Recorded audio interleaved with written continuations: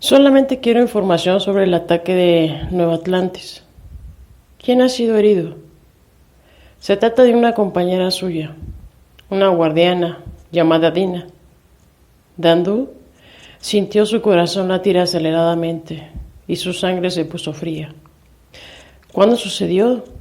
¿Cómo se encuentra ella?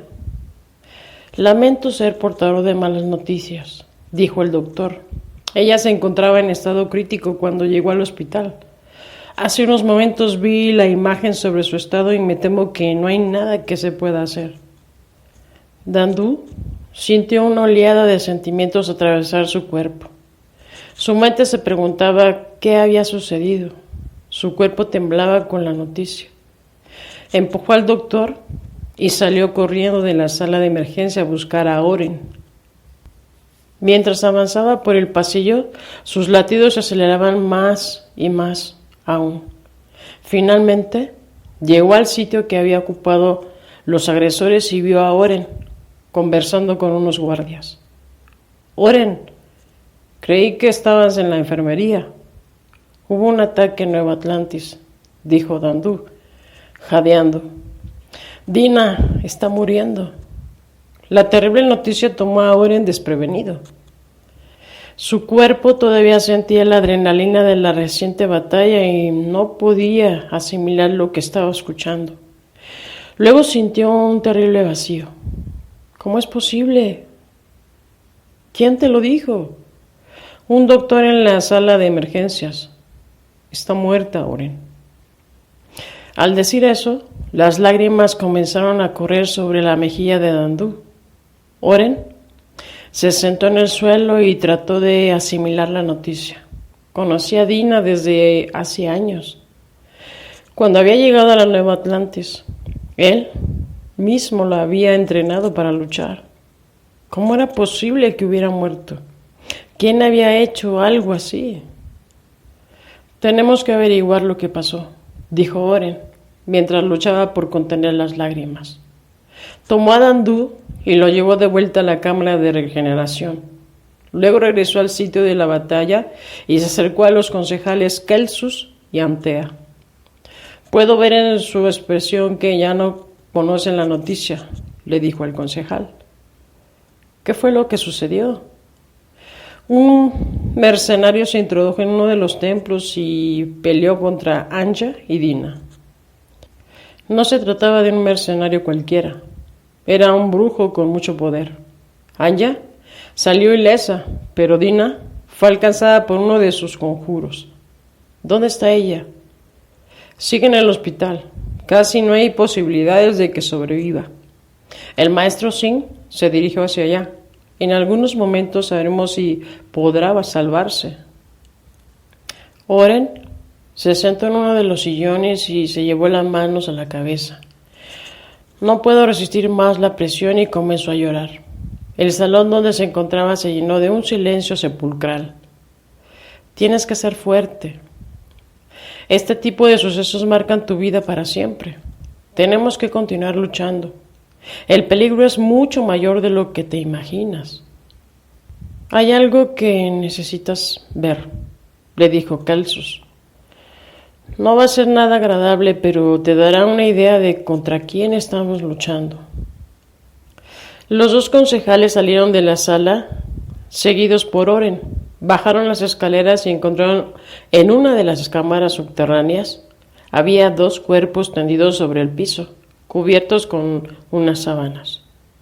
El concejal Kelsus destapó uno de los cuerpos y Oren sintió ganas de vomitar. Se trataba de una mujer joven, de 25 años tal vez. Había sido mutilada con una crueldad extrema. El torso se encontraba lleno de cortes que representaban diferentes símbolos y su lengua había sido removida de la cavidad bucal. El abdomen había sido abierto desde el ombligo hasta el cuello. ¿Qué es esto? ¿Quién hizo algo así? El concejal Kelsus destapó el otro cuerpo y Oren vio el cadáver mutilado de un hombre joven. El abdomen había sido abierto de la misma forma. Las órbitas de los ojos estaban vacías y las piernas mostraban heridas a todo lo largo. Los órganos genitales habían sido removidos, al igual que otros de la cavidad abdominal y torácica. Oren no pudo seguir viendo y volteó para otro lado. Va a ser necesario incinerar estos cuerpos, dijo el concejal Celsus. ¿Qué sucedió?, preguntó Oren. Esto es algo que no veíamos desde hace cientos de años, dijo la concejal Antea. Es magia oscura. Los espíritus de estos seres se han convertido en esclavos de uno de los brujos de la Orden de los 12. ¿Cómo es posible hacer eso? Son ritos muy antiguos, casi olvidados, por medio de magia. El brujo intenta la sumisión del esclavo exponiéndolo a un miedo aterrador. Las mutilaciones que ves en su cuerpo lo sufrieron cuando estaban vivos y conscientes. El último órgano en removerse es el corazón. Mientras la víctima entra en estado de shock, su espíritu se aferra a este mundo y cuando muere, permanece aquí sometido a la voluntad del brujo. Eso es lo más tenebroso que he escuchado en mi vida, dijo Oren, horrorizado. ¿Para qué les sirve hacer algo así? Los 2 espíritus que esclavizó seguirán al brujo a donde vaya, explicó la concejal. Se les puede percibir en forma de sombras y cualquiera que lo haga sentirá el mismo sufrimiento al que ellos fueron expuestos. El propósito de este ritual es sembrar el miedo para esclavizar a los demás. Saben que nadie se atrevería a desafiarlos si son amenazados con correr la misma suerte que estos 2 seres. Oren miró con horror los 2 cadáveres. El concejal Celsus los cubrió de nuevo y todos salieron de la cámara. Hemos perdido a más de 100 guerreros, dijo Celsus. El número de muertos asciende a más de 300. La mayoría de los agresores se rindió, pero el grupo de mercenarios logró escapar con algunos rehenes. Cometieron un error, dijo la concejal. A donde quiera que vayan vamos a poder seguirlos. Oren estaba devastado con la noticia de la inminente muerte de Dina y lo que acaba de presenciar en la cámara subterránea. Cuando llegaron al salón central del templo, hizo una pregunta. ¿Es posible liberar los espíritus de estos seres? Solamente existe una forma de hacerlo, dijo la concejal. ¿Cuál es? Destruyendo al brujo de los que los mantiene prisioneros. Pero eso no es tarea fácil. Primero hay que encontrarlo. Estos brujos han estado practicando en siglos y siglos de generaciones enteras, dijo el concejal Celsus. Han perfeccionado este arte a tal grado que no podemos saber dónde se encuentra. El que hizo su aparición esta vez se escondió entre los mercenarios. No podemos saber quién era. Por eso usan esas máscaras horribles. Su meta es aterrorizar a la gente. El mal tiene muchas formas. No siempre se presenta de manera grotesca como lo hicieron hoy. Estoy segura de que han elaborado un cuidadoso plan para volver a gobernar los territorios que perdieron en el pasado. ¿Cómo los vamos a detener? No va a ser fácil. Aunque haya perdido esa batalla, triunfaron en traer de regreso el miedo y la muerte. Este hecho tendrá serias repercusiones en la población.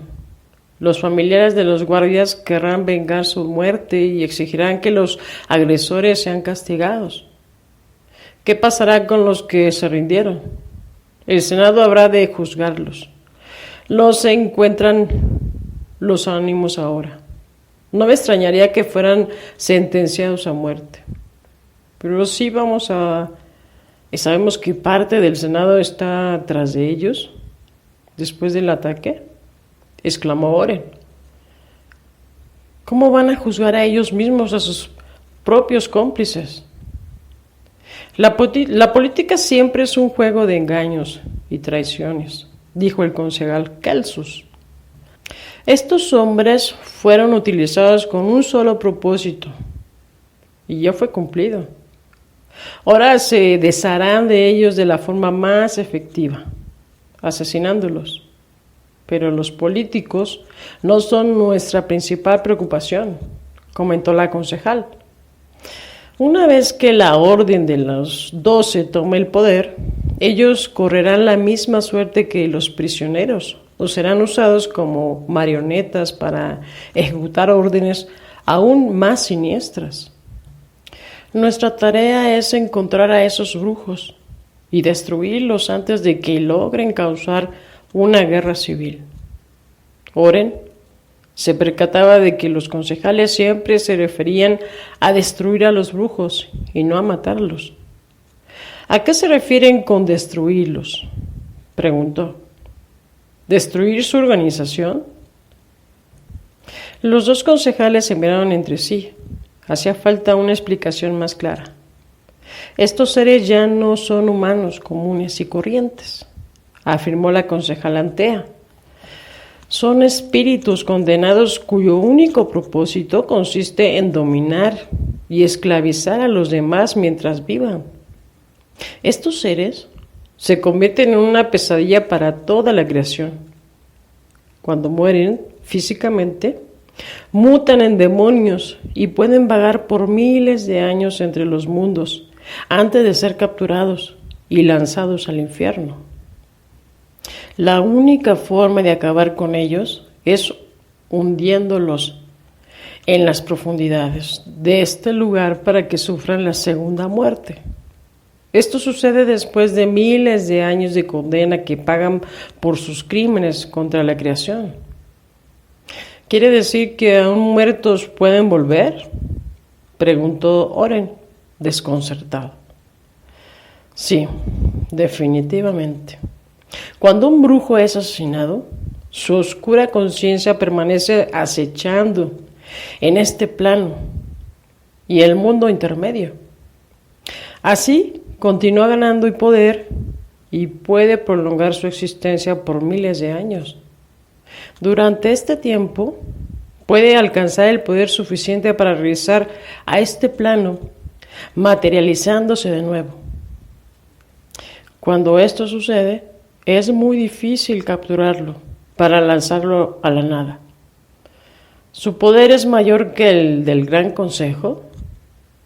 No, su poder no es mayor que el nuestro, pero se torna demasiado peligroso, aún para nosotros. No es más que un maldito demonio escurridizo, dijo Celsus. Debemos comprender la naturaleza de los ataques de la Orden de los 12. No fue solamente para probar nuestras defensas. Estaban buscando algo más. Ese brujo que atacó a Dina fue en Nueva Atlantis porque ellos todavía desconocen dónde guarda el Consejo sus mayores secretos. ¿Qué es lo que están buscando? El conocimiento. Buscan la clave para perpetuar su existencia e incrementar su poder más allá de la muerte. No entiendo, dijo Oren. Creía que finalmente no morirían y que ya tenían suficiente poder. Ese conocimiento significaría para ellos la diferencia entre ser condenados al infierno, de donde tendrían que estar huyendo permanentemente, y la posibilidad de vencer a la muerte y expandir su conciencia para convertirse en demonios inmortales. Pero, ¿eso es posible? ¿Existe algo así en el universo? El universo es un lugar misterioso. Nadie sabe si esto es posible o no. Nosotros nunca hemos visto un demonio así, pero los textos antiguos dicen que existieron. Una criatura de este tipo sería casi indestructible. ¿Entonces es posible? Oren sentía un escalofrío solo de imaginarlo. Cualquier cosa es posible cuando se tiene la determinación para lograrlo, respondió la concejal. Los brujos oscuros son seres con un poder superior al de los mortales, pero ambicionan ser mucho más que eso. Mientras el Sol se interna en la órbita oscura, su poder aumenta y se van tentados a pelear contra nosotros para obtener el conocimiento que tanto desean. Los textos antiguos dicen que en algún templo la Orden de los 12 logró apoderarse de este conocimiento y su poder se difundió en todo el planeta. ¿Y cuál es ese conocimiento? En el inframundo, la palabra es poder. Los antiguos sabios fueron iniciados en una forma de lenguaje cuyas vibraciones transforman la realidad y abren los mecanismos de una conciencia necesita para internarse en los planos superiores. De esta forma, llegaron al lugar donde se encuentra el árbol de la vida, y fue ahí donde aprendieron el secreto de la inmortalidad. Este conocimiento nos fue legado y lo aprendimos para alcanzar un estado de conciencia supremo. ¿Quiere decir que ustedes no van a morir?, preguntó Oren, mientras el corazón le empezaba a latir fuertemente. Es tiempo de que lo sepas, dijo la concejal dando un paso hacia él y encarándolo. Hubiera preferido que fuesen otras las circunstancias, pero no ha sido así. Al alcanzar ese estado de conciencia, nuestro viaje en el planeta se termina. Nunca más vamos a tener que experimentar la existencia en el plano tridimensional. Hemos superado esta escala de nuestro infinito viaje. Entonces, ¿se van a ir para siempre? Esa fue nuestra elección, respondió el concejal Celsus. Nuestro destino es seguir viajando a través del tiempo infinito hacia planos superiores. Oren sintió una profunda tristeza al escuchar esto. Definitivamente, ese había sido el peor día de su vida. Primero había perdido a Dina, lo cual lo había deshecho. Luego había visto a las monstruosidades del enemigo y su mente no podía dejar de pensar en los espíritus de esas dos víctimas. Ahora esclavas del cruel brujo, y al final se enteraba de que los concejales se iban a marchar para siempre. Se estaban quedando cada vez más solos para enfrentar su destino. ¿Cuándo se irán? No antes de acabar con esta amenaza. No pensamos dejarlos a merced de la Orden de los 12. Capítulo 35. Había un estado de alteración como nunca antes en el campamento, cuando el grupo de la doctora Hayes regresó a la de la pirámide. Los soldados no se encontraban en sus lugares habituales, sino que se movían de un lado a otro hablando por los teléfonos satelitales. Sara y el grupo se dirigieron al centro del mando, donde se hallan los profesores Mayer y el coronel McCloskey. Al entrar a la carpa, Sara pudo ver las horribles imágenes transmitidas en vivo en la enorme pantalla del plasma. El reportero de la cadena de noticias calificaba el terremoto como devastador y sin precedentes en la historia. Doctora Hayes, la mandé llamar porque necesito que nos comuniquemos con el doctor Resnick. El terremoto en California ha conmocionado al mundo entero. Parece ser que las catástrofes naturales se están multiplicando con rapidez alrededor del globo y no sabemos dónde pueda suscitar la siguiente. ¿Qué tan graves son los daños?, preguntó Sara. Los daños son severos, aunque afortunadamente no tanto como en Japón y China. La mayor parte de la gente está tratando de abandonar la ciudad. Las líneas telefónicas están colapsadas en su mayoría y hay pánico general debido a saqueos y pandillerismo en las calles, lo cual era de esperarse. Los servicios de electricidad y agua potable han quedado también interrumpidos. Sara volteó a ver a las imágenes en el televisor y pudo apreciar el escenario de destrucción. Toneladas de escombros y autos abandonados se encontraban regados por las calles. Al parecer, 20% de los edificios habían sufrido daños en su estructura y por todos los lugares se alcanzaban cortinas de humo negro que dificultaban la visión de las cámaras que transmitían las imágenes de los helicópteros. Las autopistas se veían resquebrajadas y en algunas partes del suelo presentaban enormes hoyos que se tragaban calles enteras.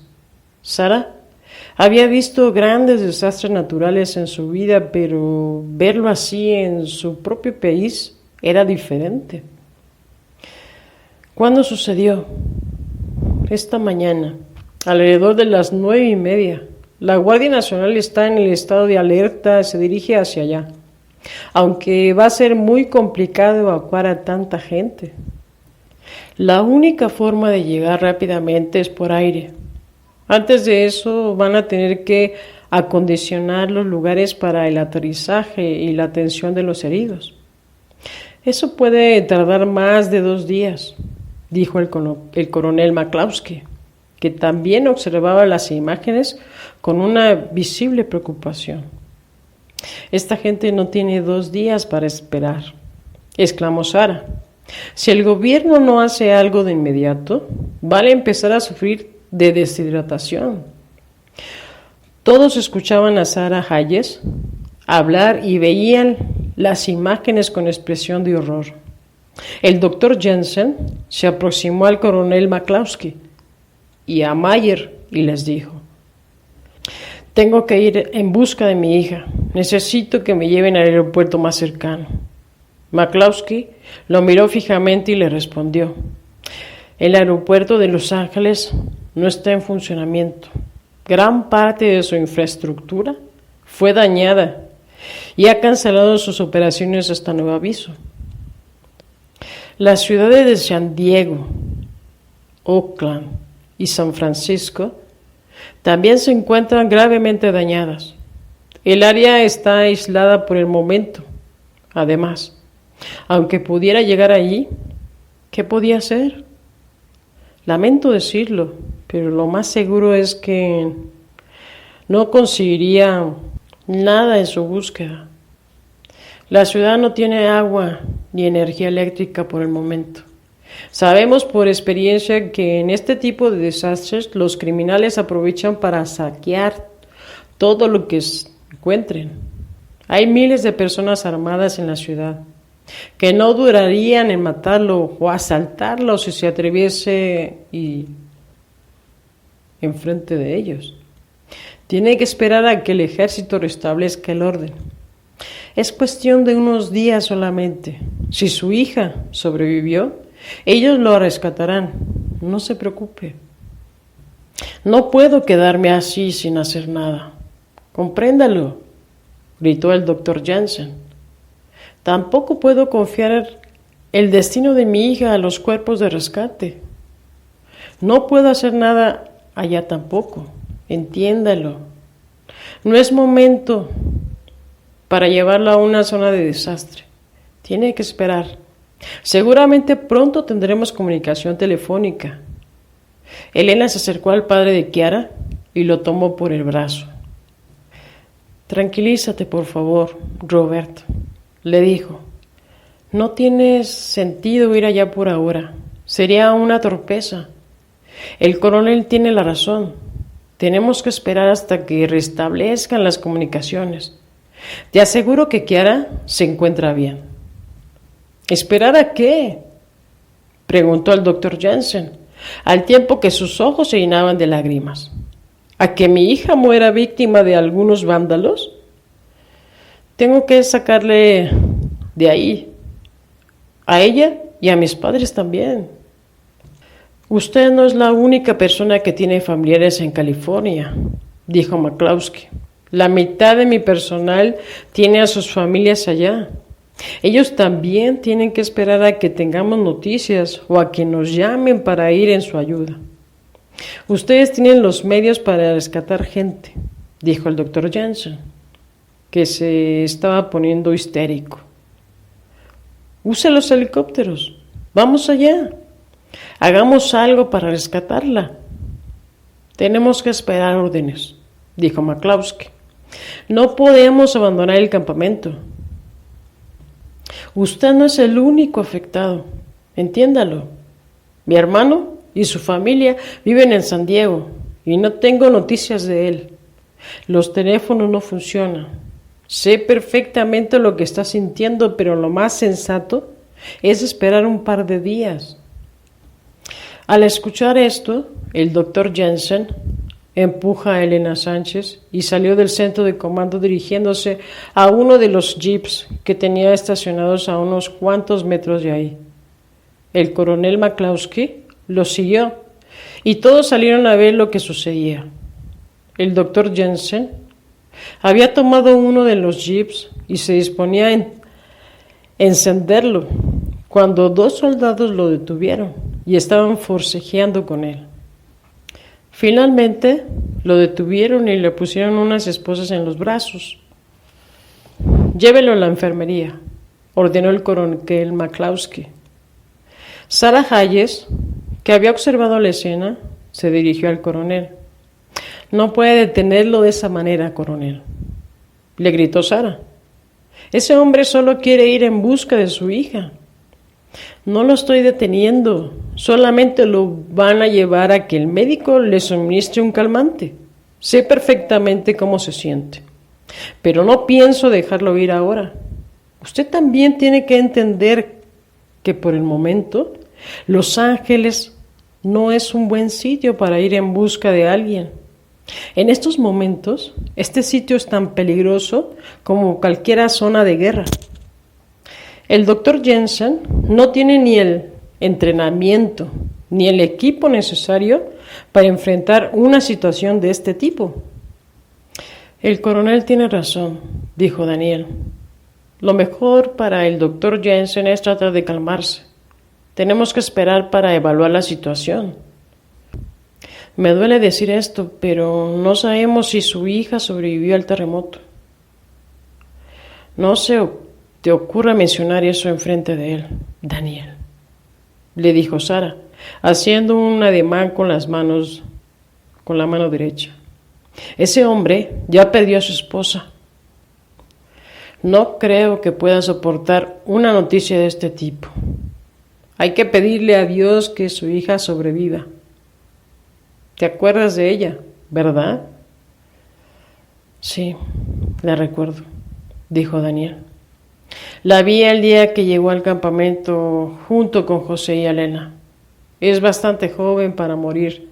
Esperemos que logre salvarse. Ahora hay que hablar con el profesor Mayer a ver qué podemos hacer para ayudar. Sarah y Daniel volvieron al centro de comando a hablar con el profesor Mayer, mientras Rafael, Elena y José acompañaban al doctor Jensen a la enfermería. Sé lo que me van a decir, doctora, dijo Mayer, así que ahórrese sus palabras. Estoy consciente de lo que está sucediendo. Nadie quiso escuchar las advertencias del doctor Resnick, pero todos fuimos advertidos. La humanidad fue advertida y las cosas no cambian. Toda la gente sabe lo que el calentamiento global le está haciendo al planeta y todos hacemos caso omiso.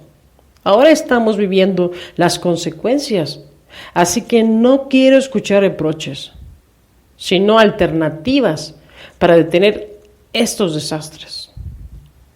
¿Alternativas? No existen alternativas mientras no sepamos exactamente lo que va a suceder. El doctor Resnick tenía razón, así como Haywood o Albert Einstein la tenían. El eje de rotación del planeta está comenzando a temblar gracias a que Hemos estado desarrollando tecnología dañina y peligrosa sin que nos importe alterar el delicado equilibrio que sostiene nuestro mundo.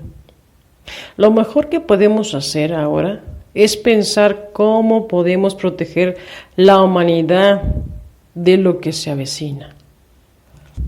¿Cómo vamos a protegernos si el eje terrestre cambia de posición súbitamente?, preguntó Mayer. Sabemos lo que sucedería en este caso.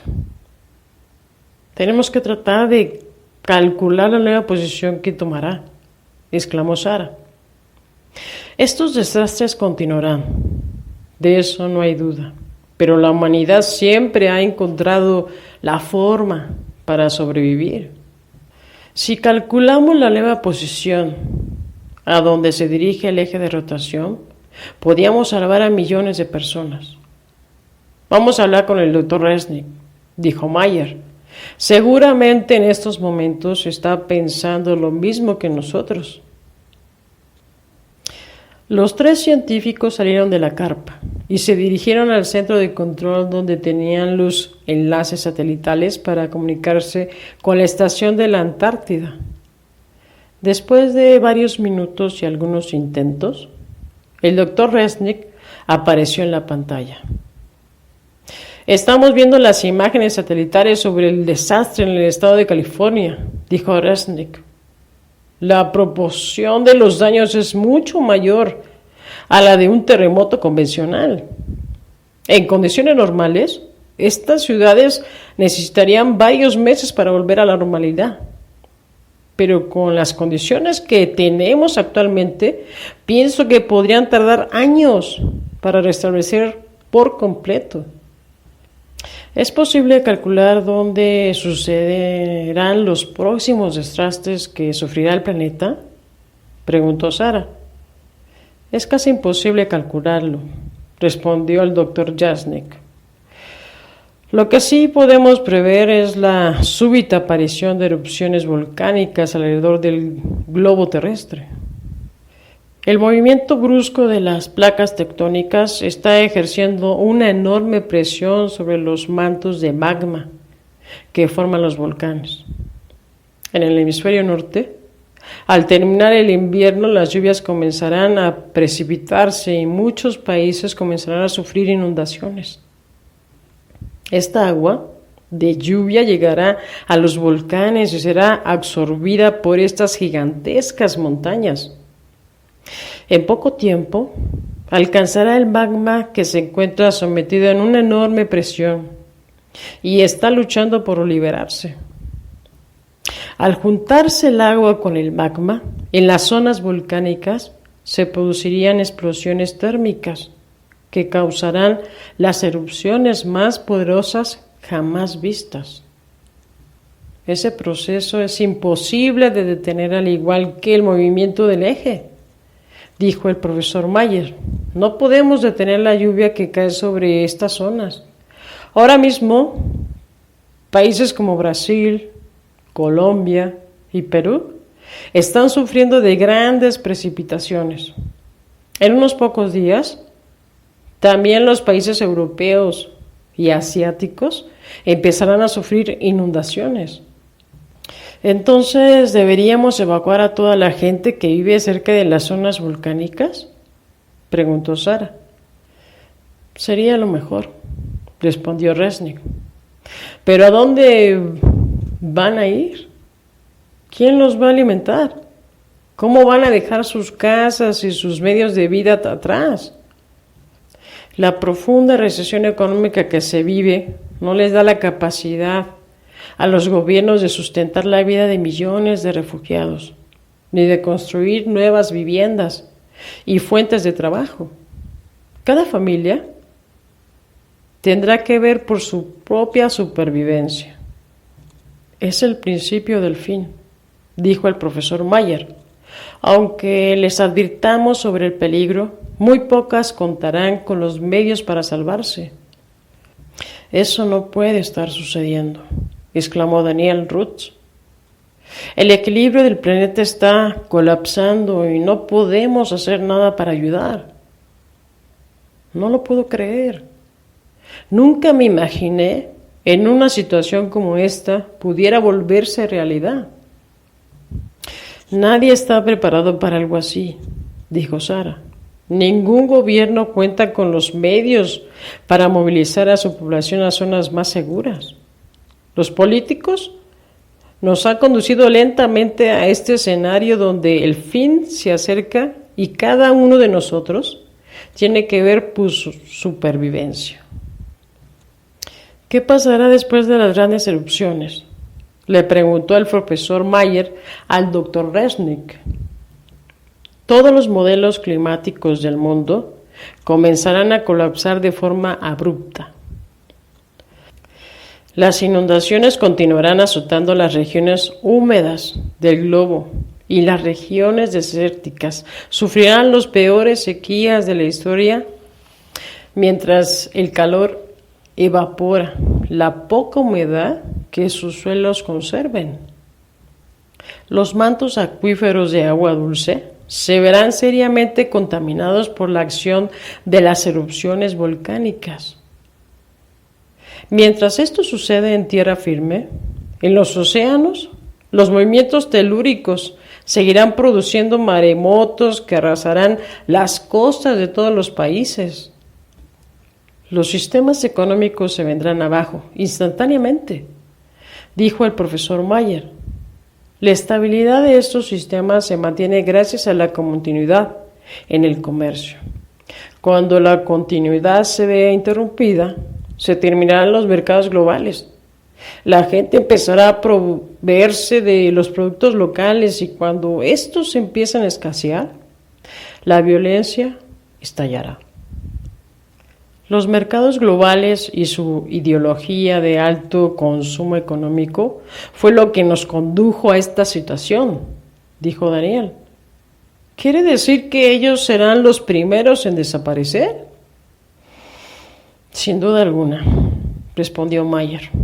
Los únicos que podrán sobrevivir serán aquellos que controlen los productos de consumo más esenciales como los comestibles, el agua y los combustibles. ¿Como la Borg Oil Corporation?, preguntó Daniel. Mayer permaneció callado sin saber qué responder. Sara Hayes enfrentó al profesor Mayer y le preguntó: ¿está la corporación petrolera enterada de este posible escenario de destrucción de la humanidad? Mayer hizo una pausa pensando en lo que podía revelar. La Borg Oil es una corporación inmensa, doctora. No estoy enterado de todo lo que conoce, ni de todos sus proyectos de investigación. Usted es el director de proyectos de toda la corporación, dijo Daniel. Eso lo sabemos perfectamente.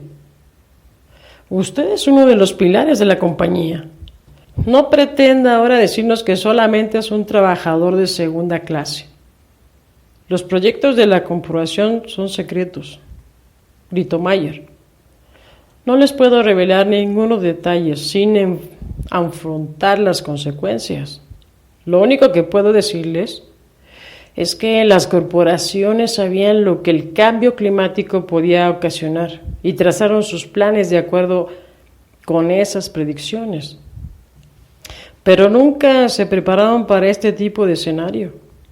Casi todos los expertos pensaban que el nivel del mar subiría lentamente y como consecuencia la economía mundial colapsaría, pero que tendrían años para adaptarse a los nuevos mercados del consumo.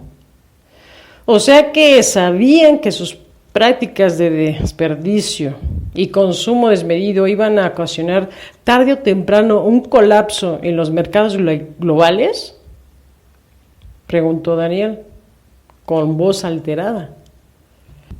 Por supuesto que lo sabía, dijo Mayer. Todo el mundo sabe ahora que el cambio climático destruirá gran parte de los sistemas que sostienen nuestra civilización. Entonces, ¿estaba consciente de que millones de personas morirían ¿Y otras tantas quedarían sin trabajo, viviendo de la miseria? Preguntó Sara. Lógicamente, sabían que a la larga esto sucedería, por lo que en los últimos años han establecido una carrera contra el tiempo para fortalecerse lo más posible y hacerle frente a este escenario. Entre mayor sea una corporación, mayores son sus oportunidades de acaparar los recursos del futuro y seguir en el poder.